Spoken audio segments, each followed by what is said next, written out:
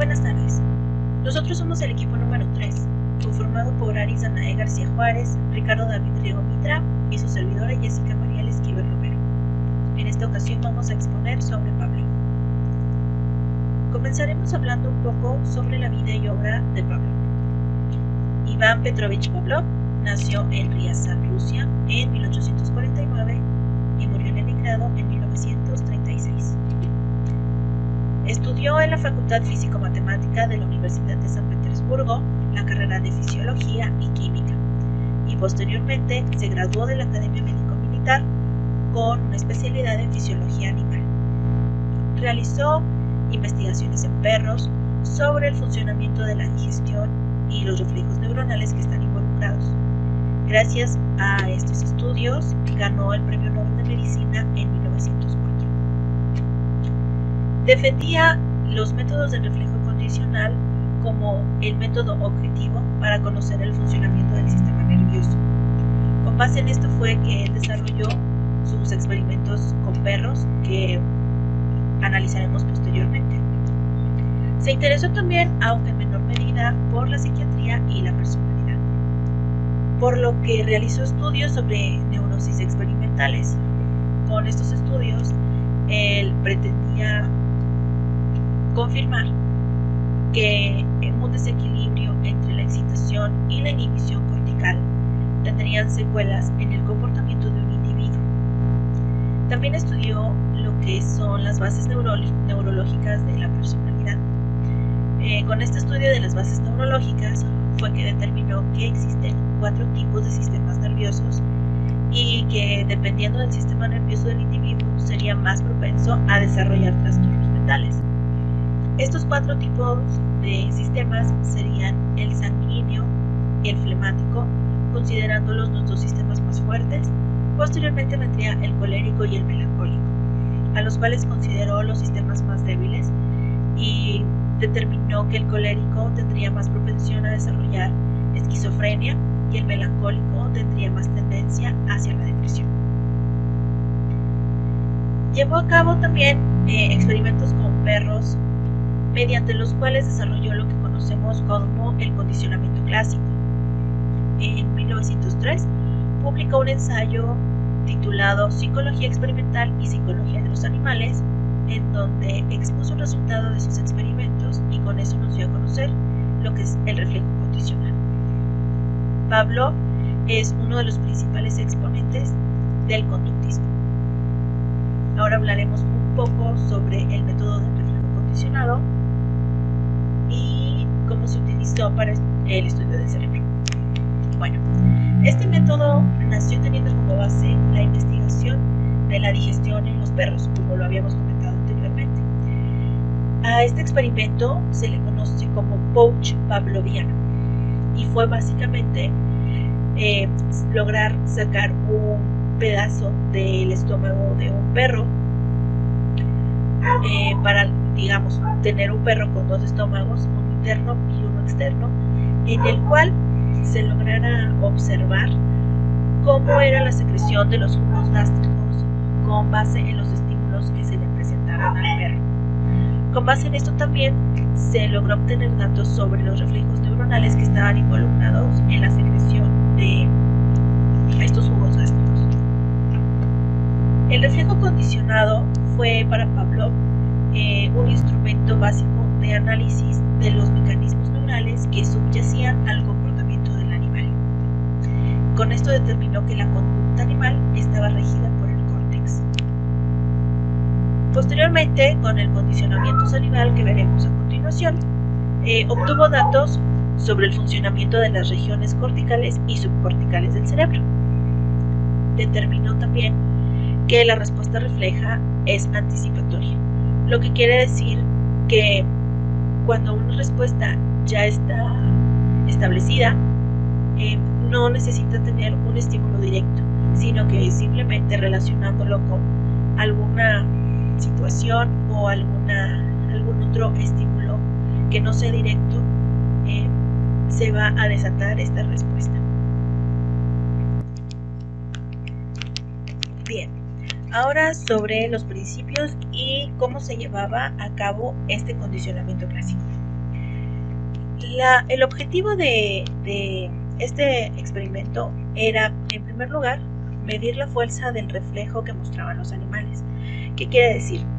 Que el medir la fuerza era contar la cantidad de gotas de saliva que emitía un perro en un tiempo determinado.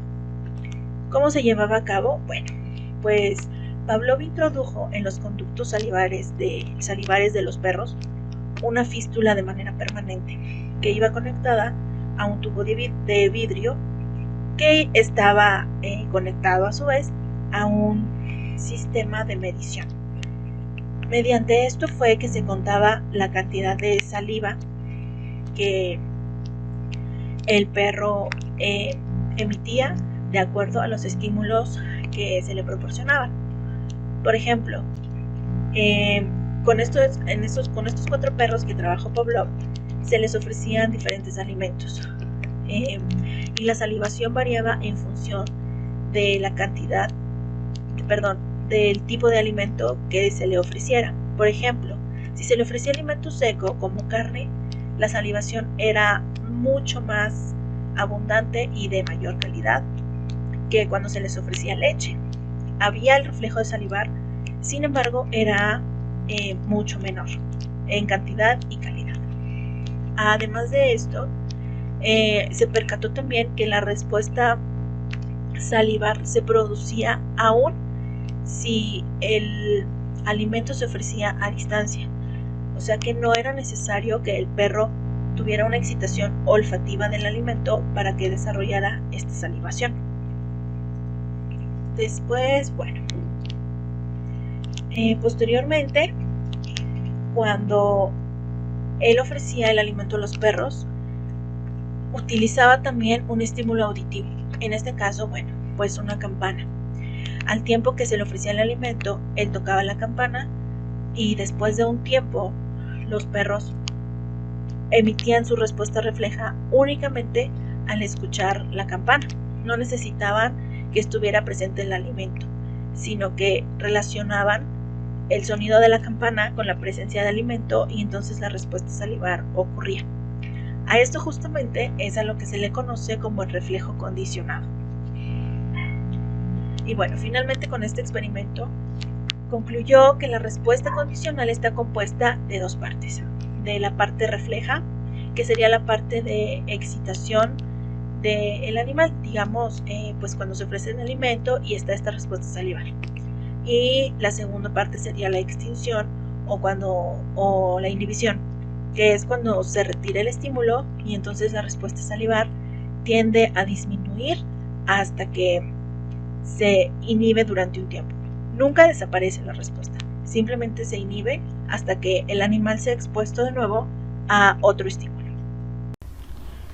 Continuamos. El objeto de estudio se centra en la conducta observable de animales y seres humanos con el propósito de establecer las leyes comunes del comportamiento, reflejo e instinto. Pavlov describe a toda actividad superior animal y humana, tanto física y psíquica, como el resultado de los reflejos.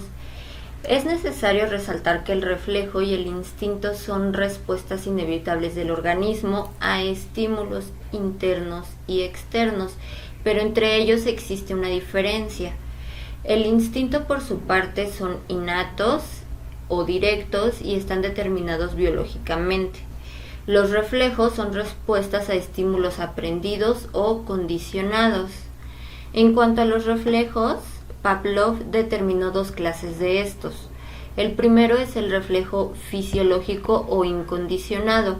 Estos son invariables, presentes al momento del nacimiento y forman parte interna de la organización del sistema nervioso, a veces llamados instintos. También son fundamentales para la supervivencia del organismo. El segundo es el reflejo condicionado. Este ocurre como resultado de una experiencia particular, es decir, la respuesta a un estímulo que no se tenía y que se adquiere al incidir en repetidas ocasiones al estímulo condicional con el estímulo incondicional.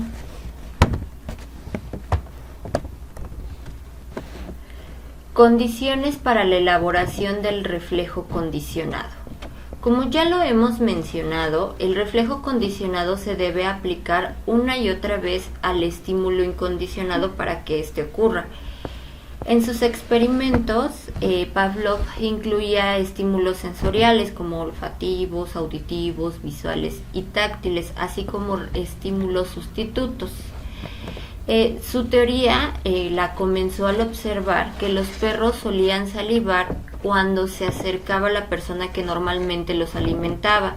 Por lo tanto, esta persona se había convertido en una señal de alimento. De modo que el reflejo incondicional se asociaba con la imagen visual de la persona, en donde el alimento es el estímulo incondicional y la salivación ante la persona es la respuesta condicional. En consecuencia de esta observación, él realizó uno de sus experimentos más significativos, que es sobre las glándulas salivales. Para comprobar esta teoría, colocaba él ante el perro un plato de comida y al mismo tiempo hacía sonar una campana en un lapso determinado. Esto con la finalidad de convertir el sonido en un reflejo condicional. Así, cuando el perro escuchara el sonido de la campana, este comenzaría a salivar sin la necesidad de recurrir al estímulo incondicional, que era el alimento. Procesos y leyes de la actividad nerviosa superior. Los principios de los reflejos condicionados giraban alrededor de dos procesos básicos: la excitación y la inhibición. La excitación es el proceso por el cual un estímulo ocasiona un impulso nervioso que origina una respuesta, como mover la parte de un cuerpo. Y la inhibición es el proceso por el cual un estímulo produce un impulso nervioso, pero que bloquea la respuesta, por ejemplo, impidiendo el movimiento de una parte del cuerpo. Por último, las leyes reguladoras de la acción de ambos procesos podrían reducirse a tres, que son la irradiación, la concentración y la inducción. La irradiación se da en procesos de excitación y de inhibición y se expanden por las células como las ondas en el agua. En la concentración, esta se da después de los procesos nerviosos y se extienden para volver al punto inicial. En la inducción se forma un equilibrio entre los procesos de excitación y de inhibición, pero dentro de los procesos de irradiación y concentración. Aquí lo marcan como los hemisferios cerebrales intervienen en dos actividades, tanto la de vigilia como el sueño, y no depende como tal dicho del mismo cerebro. ¿Esto qué quiere decir? Los procesos del sueño como tal no desactivan o inhiben funciones vitales, lo que viene siendo la circulación, ritmo cardíaco. Y una de las partes importantes es la distinción entre el sueño y la hipnosis. Son fenómenos que están íntimamente relacionados. En esta parte Pavlov al principio no establece una distinción nítida entre el sueño y la hipnosis, incluso lo llegó a considerar como un sinónimo. Conforme con el paso del tiempo, Pavlov llegó a identificar la hipnosis como una fase de sueño específica, que en esta fase viene estando la vigilia y un estado de sueño profundo. La vigilia, como tal, lo que dije, es la parte del ritmo cardíaco y la respiración. Igual, el sueño es un estado general de inhibición en que existe progresivamente las áreas subcorticales, que quiere decir ciertas áreas se inhiben o se atenúan y hay otras que están intactas, y estas partes intactas son las que controlan pues la misma respiración y el control del ritmo. Muy bien, desde que comienza la somnolencia se indica que el sueño está próximo. Llega al punto de estar, ahora sí que llegamos al punto de estar profundamente dormidos y sucede una serie de fases que fueron observadas mediante los animales en laboratorio. Estas se dividen en tres, propiamente están dos marcadas como la primera, cuando se expone al menos 2 minutos al animal a la influencia monótona de los estímulos ambientales. ¿Qué quiere decir? Es un estímulo repetitivo, repetitivo, repetitivo, en el cual el animal podría caer en un estado de aburrimiento y en el cual empieza a haber un poco de somnolencia. La siguiente fase aparecen los reflejos secretores y desaparecen ciertos reflejos motoros. En la parte de los reflejos secretores, básicamente es la parte de la salivación. Empiezan a salivar de una manera, no propia del animal, no consciente. Y la última fase, podríamos decirlo así, que es una fase de sueño profundo, en la cual aparece un periodo de media hora después de los estímulos que se le hayan dado en el ambiente. En esta parte marcan mucho que el animal en sí, lo ponen con un plato de comida, el cual no reacciona, no responde, empieza a pasar cierto tiempo, empieza a haber ciertos movimientos torpes, tanto de la mandíbula. Y pues bueno, de ahí se extiende hacia el cuello y rápidamente entra en un estado inhibitorio, haciendo imposible establecer un número de fases. Incluso se puede considerar de que la parte del sueño tiene un sinfín de fases, o sea, es casi infinito. Bueno, en los procesos inhibitorios del sueño profundo es otra forma o es una forma de la inhibición de la corteza cerebral a la que la denominan un estado de sueño peculiar o un estado hipnótico. Ajá, la conducta que señalan cuando la lengua del animal sale de la boca y tiene a quedar doblada.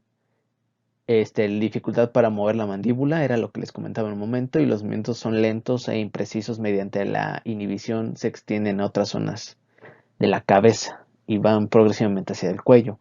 Al mostrarle comida al animal, los movimientos de la cabeza son torpes y lentos, hay una paralización de los movimientos ante la presencia del estímulo del alimento y una pasividad absoluta, donde la inhibición se extiende a todas las áreas del sistema nervioso que controlan los músculos esqueléticos. Y pues bueno, en esta parte el sueño aparece de manera progresiva y termina con los procesos inhibitorios y deja activas ciertas funciones básicas, como lo hemos mencionado anteriormente. Bueno, en la hipnosis es una inhibición que se localiza en zonas específicas de los hemisferios cerebrales. Puede ser inducida de manera inmediata por la presencia de un estímulo fuerte y puede estar desacostumbrado de que genere una inhibición inmediata en los hemisferios. Existe un método clásico, el cual fue ensayado por Kirchner en el siglo XIX, en el cual consistía en voltear una gallina. Y al observar cómo el animal quedaba paralizado, Pavlov señaló que cualquier estímulo de suficiente intensidad puede provocar que este tipo de hipnosis lo marcaban como un estado de cataplexia, por el que el animal se mantenía en la misma postura. En este proceso inhibitorio, la respuesta al estímulo que como tal no llegaba tanto al centro del equilibrio, como tal, la gallina quedaba estática, inmóvil.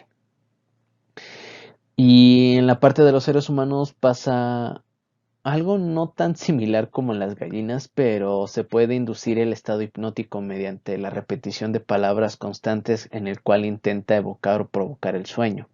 Entonces hay un margen muy estrecho entre la parte de los animales en tanto a la parte de los seres humanos.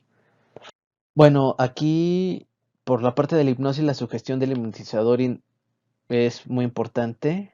Hay una sugestión de parte del hipnotizador y el paciente. Las palabras sustituyen los estímulos incondicionales, pueden provocar funciones o reacciones en el organismo. Pues esta sugestión sí genera un auge muy poderoso, lo marcan así, sumado a la influencia de los estímulos en el ambiente. Un ejemplo claro es de que si el hipnotizador le dice al sujeto que hace frío, la palabra frío actúa como un estímulo condicionador asociado a un estímulo. Entonces, pues aquí la inhibición es difusa y se extiende por la corteza cerebral y asimismo el tiempo de las palabras del hipnotizador hacen que la excitación se concentre en una zona delimitada, era lo que les venía comentando.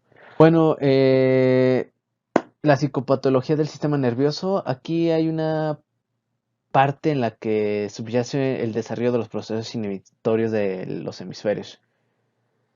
Aquí lo marcan que es la esquizofrenia, que viene siendo un proceso inhibitorio de un estado hipnótico crónico. Como tal, no se tenía establecida como que ciertas bases bioquímicas cerebrales, como las que actualmente tenemos, pero lo manejaban así, que era un estado hipnótico crónico consciente,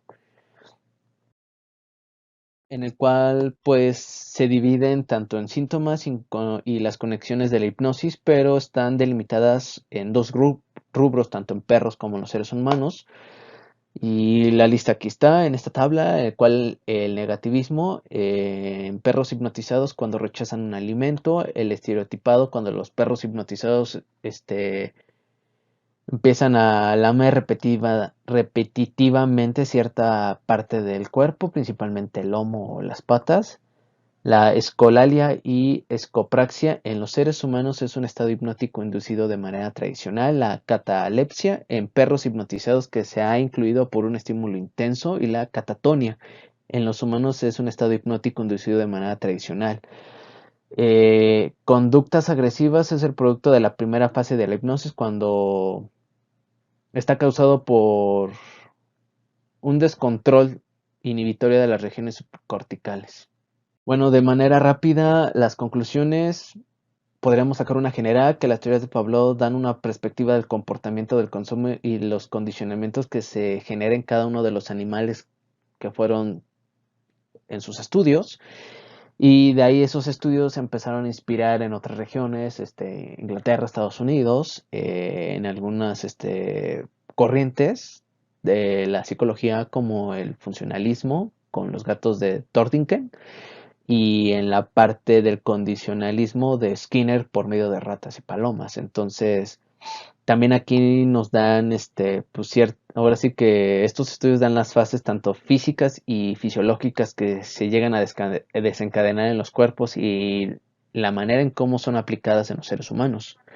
Entonces, los trabajos de Pablo cimentan mucho las bases de una psicología experimental a nivel fisiológico junto con otros representantes también de la psicología enfocados a la fisiología como tal.